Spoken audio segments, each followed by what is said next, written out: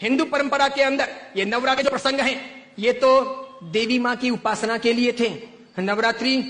पवित्रतम रात्रियां कही जाती है, पवित्रतम दिन कहे जाते हैं। ये आसो जो चैत्र महीने में आती है, ये साधना के लिए, मंत्र साधनाओं के लिए, ब्रह्मचर्य के लिए, सत्य को प्राप्त करने के लिए, इष्ट की सिद्धि के लिए, अंतरतम की शक्तियों को जगाने के लिए, कुछ अच्छा हासिल करने के लिए होती हैं। समझदार हिंदू और समझदार जैन सावक श्राविका और समझदार हिंदू और समझदार जैन साधु संत इन दिनों में साधना में बैठते हैं,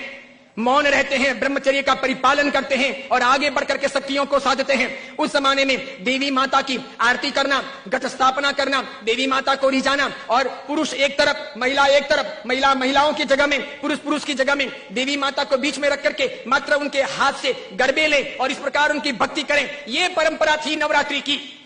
उसके बाद में मात्र गुजराती स्टाइल में डांडिया आए थे, तो बहनें बहनों में खेलती, बीच में देवी मां की स्थापना की जाती, पुरुष में खेलते और इस प्रकार नौरते रखते, नवरात्रि पालते, खान पान का ध्यान रखते। उन दिनों में कोई शराब नहीं पीता, गुटखे नहीं खाता, चाय तक नहीं पीता, व्यसन नहीं करता, अलग अलग शयन करते, पति पत्नी अलग अलग रहते, ब्रह्मचर्य की साधना करते, संपर्क नहीं करते, शुद्धता प्राप्त करते और इतने सारे भोग विलास की जिंदगी के बीच में, इतने सारे विषय वासनाओं के बीच में कोशिश करते कि कुछ दिन पवित्रता के साथ में बिताएं, ताकि देवी माताओं के सानिध्य प्राप्त करके हम शक्ति संपन्न बन सके, उनके आशीर्वाद अपनी जिंदगी में फल सकें।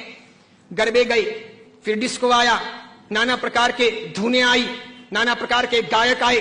कई कंपनियां, कई संस्थाएं इसमें कूदी, कई सारे लोगों ने धन कमाना शुरू किया, छोटे बड़े ये डांडियों के अलग अलग कार्यक्रम होने लगे, सब लोग ललचाने लगे। देवी मां एक तरफ रह गई, देवी की साधना एक तरफ रह गई, नवरात्रि की पवित्रता एक तरफ रह गई, घट स्थापना एक तरफ रह गई, गरबे लेने का भाव एक तरफ रह गया, आरती और देवी मां को रिझाना, मातृ शक्तियों को प्रेरित करना, ये सब एक तरफ रह गया। आज डांडिये खेलने वालों में से किसको पता है कि साधना क्या है, ब्रह्मचर्य क्या है, ये क्यों है नवरात्रि, इसका हेतु क्या था, इसका रीजन क्या था, ये क्यों खेलनी चाहिए या नहीं खेलनी चाहिए, तो क्यों नहीं खेलनी चाहिए। मेरा ही नहीं, भारत के कई सारे अखबारों का,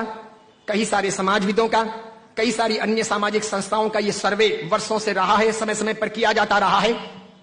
कि नवरात्रि के महीने 2 महीने के बाद में जितने गर्भपात होते हैं, उतने गर्भपात बाकी के 11 महीने में नहीं होते।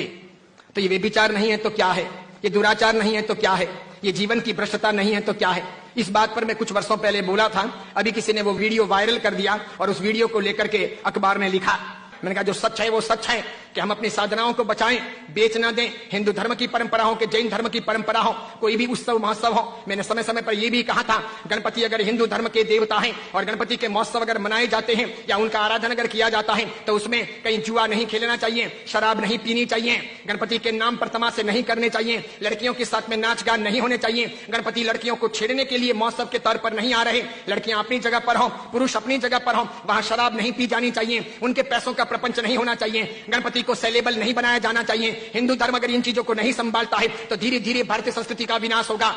सिखों ने अपनी धर्म परंपराओं को संभाला है, मुसलमानों ने अपनी धर्म परंपराओं को संभाला है, ईसाइयों ने अपनी धर्म परंपराओं को संभाला है। उनके जो ओकेशन होते हैं वो दूसरों को इंटरफियर करने नहीं देते,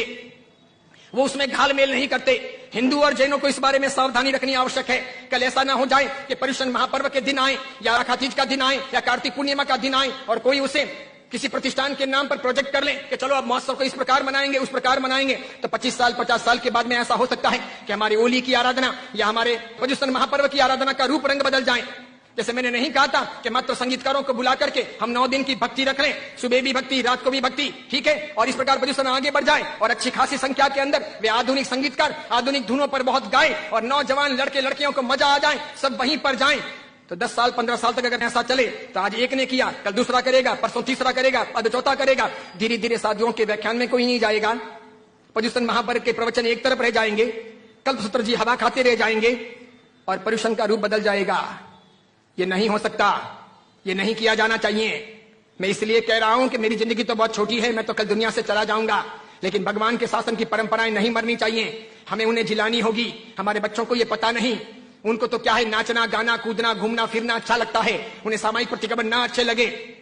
बिना पंखों के रहना उन्हें ना अच्छा लगे, लेकिन जरूरी यह है पर्युषण महापर्व की पूरी प्रक्रिया, उसकी साधना की सारी व्यवस्था समझी जानी चाहिए और इसीलिए हर बाबत के अंदर